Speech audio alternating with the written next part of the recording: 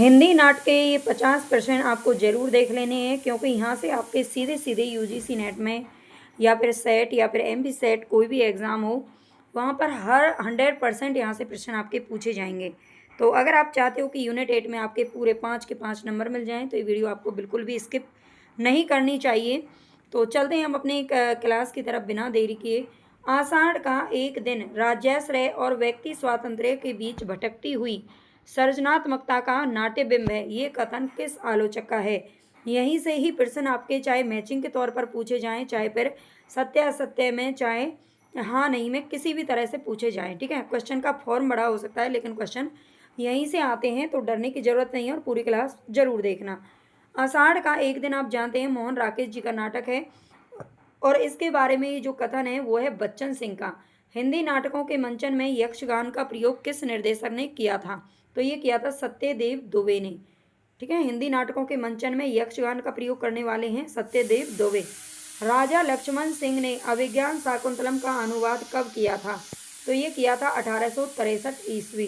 राजा लक्ष्मण सिंह ने अभिज्ञान शाकुंतलम, आप जानते हैं कालिदास का नाटक है, और इसका अनुवाद करने वाले हैं हिंदी में कौन? राजा लक्ष्मण सिंह।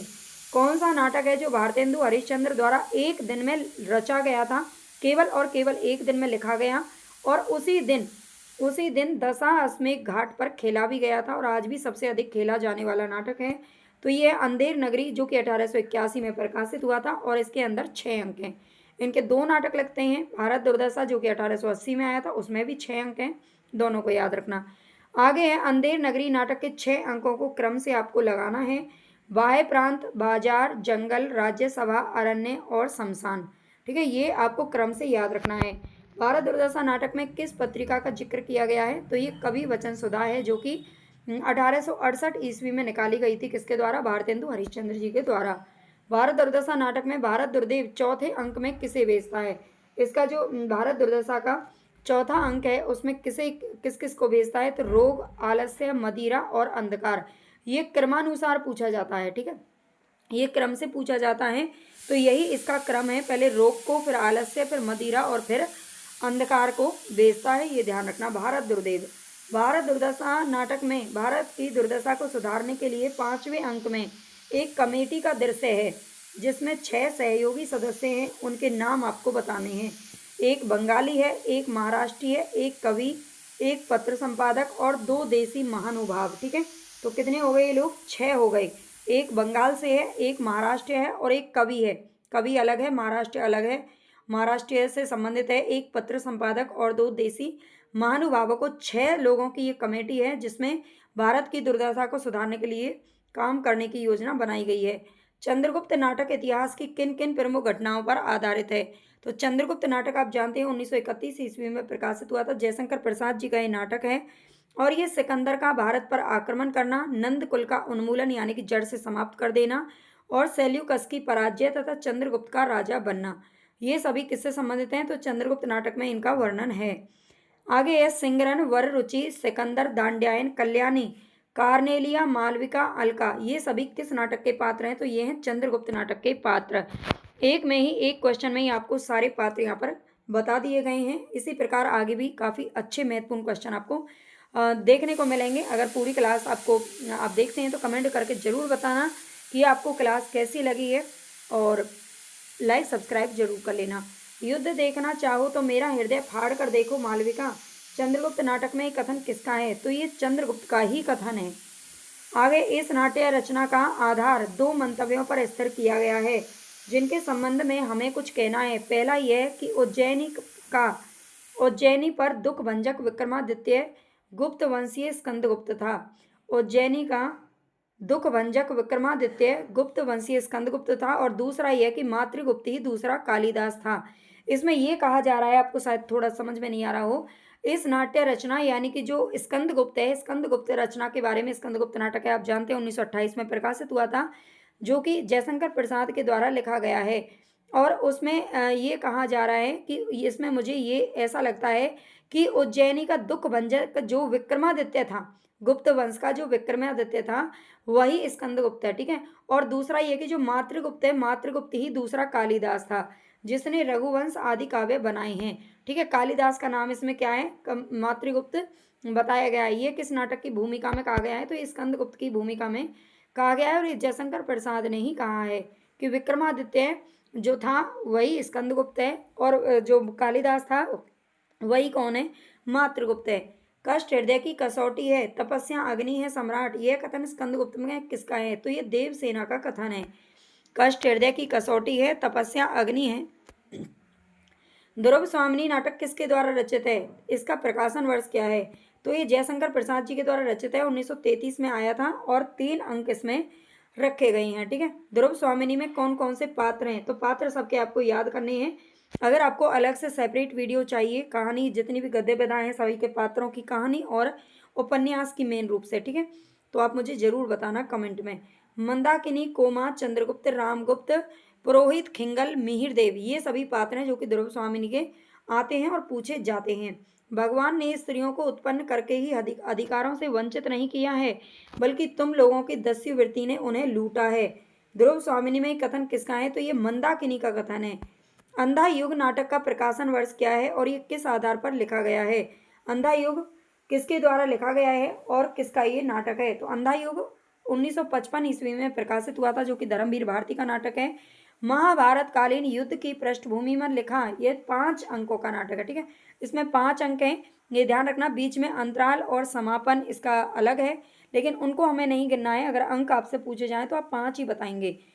5 अंकों का ये नाटक आधुनिक समय में भी युद्ध की त्रासदी का वर्ण चित्रण करता है ना। तो ये आपको याद रखना है। किस आधार क्या है इसका, तो महाभारत कालीन। लेकिन इसमें यह भी पूछा जाता है कि महाभारत काल का जो युद्ध था उसका वर्णन किया गया नहीं, इसमें युद्ध का वर्णन किया नहीं किया गया है, बल्कि 18वें दिन का जो युद्ध हुआ था उसके बाद की जो कहानी है ना, वो इसमें दिखाई गई है। बाद में कितना भयावह लगता है, और युधिष्ठिर खड़ा होकर के सोचता है, रोता है और कहता है कि ये आखिर हुआ तो हुआ क्यों, है ना, इस युद्ध का परिणाम क्या हुआ, तो परिणाम पर ये विचार करता है नाटक। अंधा युग नाटकों के अंकों का सही क्रम यहाँ पर देख लीजिए। कौरव नगरी, पशु का उदय, अश्वत्थामा का अर्ध सत्य, इसके बाद आता है अंतराल, पंख पहिए और पट्टियाँ, फिर गांधारी का साप, विजय एक क्रैमिक आत्महत्या, ये 5 इसके अंक हो गए। फिर आता है समापन, जो कि प्रभु की मृत्यु से समापन इसका किया जाता है। आज मुझे भान हुआ मेरी व्यक्तिक सीमाओं के बाहर भी सत्य हुआ करता है। अंधा युग नाटक में ये कथन किसका है, तो धृतराष्ट्र का विदुर से ये कथन कहते हैं। मैंने कहा था दुर्योधन से, धर्म जिधर होगा ओ मूर्ख उधर ही जय होगी, ये किसका कथन है, तो एक गांधारी का कथन है, जो कि दुर्योधन की माँ थी, है ना, जो आंखों पे पट्टी बांधे रहती थी, आपने महाभारत देखी होगी। यह नाटक 3 अंकों में विभाजित है। इसमें तत्कालीन नारी समस्याओं का चित्रण हुआ है, जिसमें नारी देह पुनर्विवाद एवं वैधव्य की समस्या पर प्रकाश डाला गया है। प्रत्येक पात्र का अपना अपना व्यक्तित्व है। इसमें भावुकता के भीतर बुद्धिवाद का पक्ष लिया गया है और सामाजिक वैषम्य की पृष्ठभूमि में नारी और पुरुष के संबंधों का चित्रण किया गया है। निम्नलिखित विषय किस नाटक के हैं, तो ये सिंदूर की होली नाटक के हैं, जो कि लक्ष्मी नारायण मिश्र जी के द्वारा लिखा गया नाटक है। तो इसको अच्छे से याद कर लेना। आगे, आत्महत्या करे मूर्ख, ज्ञानी के लिए संसार में बहुत से रास्ते खुले हैं। आगरा बाजार नाटक में कथन किसका है, तो ककड़ी वाले का है, लड्डू वाले से। ठीक है, जो ककड़ी वाला है वो लड्डू वाले से कहता है कि आत्महत्या मूर्ख करते हैं। बिल्कुल, हमें कभी भी मुसीबतों से नहीं घबराना चाहिए। अगर कितने ही संकट, देखो कोई भी सुखी नहीं है। अगर आप अपने आप में संतुष्ट हैं, आपके अंदर इतना धैर्य है किसी चीज़ को पाने के लिए, आपके अंदर लगन के साथ साथ में धैर्य भी बनाए रखना पड़ता है, तो बहुत सारे रास्ते हमारे लिए खुल जाते हैं। और हमारे देश में आजकल मतलब ऐसा होता है कि किसी को नौकरी नहीं मिली तो उसने आत्महत्या कर ली, पेपर में पास नहीं हुआ तो आत्महत्या कर ली, ये चीज़ गलत है ना। मैं भी इसका बहुत ज़ोर शोर से भाई विरोध करती हूँ, ध्यान रखना। आगरा बाजार नाटक किसके द्वारा और कब लिखा गया, बहुत सारे रास्ते खुल जाते हैं। अगर एक रास्ता आपके लिए बंद हो गया ना, तो बहुत सारे रास्ते आपको और मिल जाएंगे। केवल और केवल आपको धैर्य बनाए रखने की जरूरत होती है। आगरा बाजार नाटक किसके द्वारा और कब लिखा गया, तो ये हबीब तनवीर ने लिखा था, 1954 ईस्वी में आया था। और ये जो नाटक है ये व्यंग्य शैली में लिखा गया है। ये क्लास आपको कैसी लग रही है कमेंट में जरूर बताइएगा। बकरी नाटक में 3 डाकू नुमा खूंखार व्यक्ति कौन कौन है, तो बकरी नाटक जो कि सर्वेश्वर दयाल सक्सेना जी के द्वारा लिखा गया है, 1974 में ये प्रकाशित हुआ था, ये भी ध्यान रखना। इसमें दुर्जन सिंह, करमवीर और सत्यवीर ये खूंखार व्यक्ति इसमें आते हैं। 5 देव समर 5 दल, लगी ढोंग की रेस, जिनके कारण हो गया देश आज परदेश। ये पंक्तियाँ किस नाटक से ली गई हैं? तो ये बकरी नाटक से ही ली गई हैं। ठीक है, पंक्तियों को याद रखना अच्छे से। भारतीय राजनीति में नैतिक मूल्यों के पतन तथा गांधीवादी मूल्यों के ह्रास का व्यंग्यात्मक चित्रण किस नाटक में मिलता है? तो ये बकरी में मिलता है, जो कि 1974 में आया था। आगे, एक और द्रोणाचार्य नाटक किस पर आधारित है? तो ये नाटक जो एक और द्रोणाचार्य शंकर शेष का नाटक है। सबसे पहले तो ये याद रखना, सबसे पहले शंकर शेष ने लिखा है एक और द्रोणाचार्य। यह नाटक पौराणिक कथा महाभारत के माध्यम से आज की शिक्षा व्यवस्था में व्याप्त भ्रष्टाचार को रेखांकित करता हुआ प्राचीन परंपरा से जोड़ता है। ठीक है, इसमें दो कथाएं एक साथ चलती हैं। एक महाभारत के माध्यम से, यानी कि द्रोणाचार्य ने जिस तरह से भेदभाव किया था, वो निम्न जातियों के बच्चों को शिक्षा नहीं देते थे, है ना, उनका ये रूल था। और उसी प्रकार से आजकल की जो भ्रष्टाचार वाली जो शिक्षा चल रही है ना, उस पर क्या किया गया है? व्यंग्य किया गया है। अरविंद, लीला, यदु, राजकुमार, विमलेंदु, चंदू, अनुराधा, सुदीप आदि किस नाटक के पात्र हैं? ये सारे पात्र याद रखना। ये हैं एक और द्रोणाचार्य के, जो कि 1977 ईस्वी में प्रकाशित हुआ था।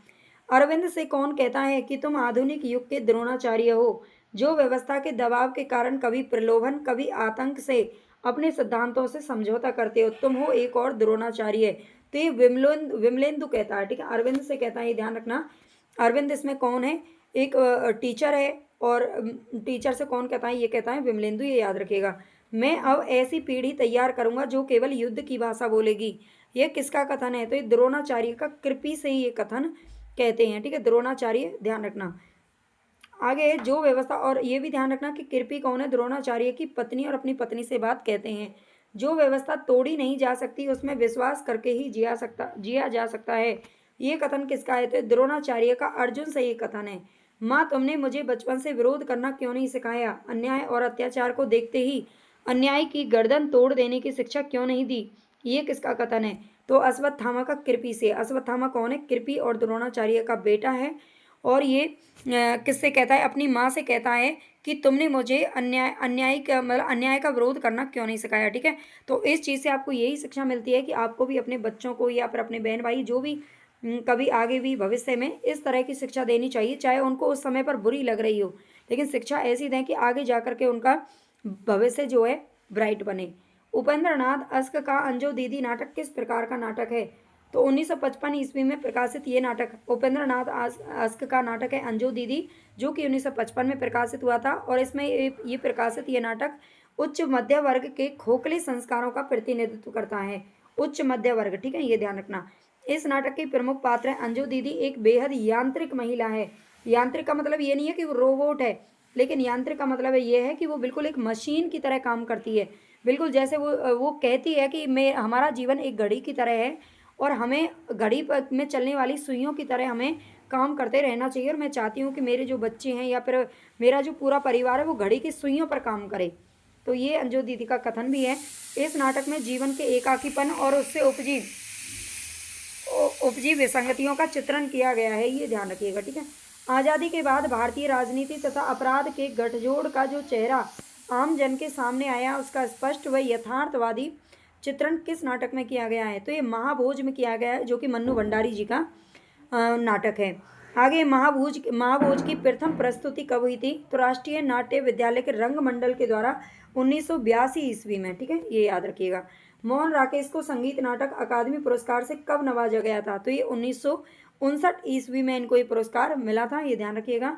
आधे अधूरे नाटक सर्वप्रथम किस पत्रिका में प्रकाशित हुआ था? तो ये धर्म युग पत्रिका में प्रकाशित हुआ था, साप्ताहिक पत्रिका में प्रकाशित हुआ था। ये भी ध्यान रखना, धर्म युग जो पत्रिका थी वो साप्ताहिक निकलती थी। आधे अधूरे नाटक में पुरुष एक के रूप में वेश क्या रहता है? तो पतलून और कमीज पहनता है। ठीक है, पुरुष एक के वेश में जब आता है, एक ही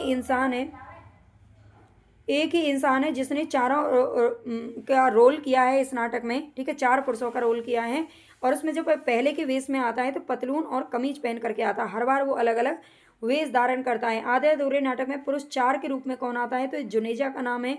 पतलून के साथ पुरानी काट का लंबा कोट है उसके पास। ठीक है, पतलून के साथ पुरानी काट का लंबा कोट पहन करके आ जाता है। युद्ध तो करना ही पड़ता है, अपनी सत्ता बनाए रखने के लिए आवश्यक है।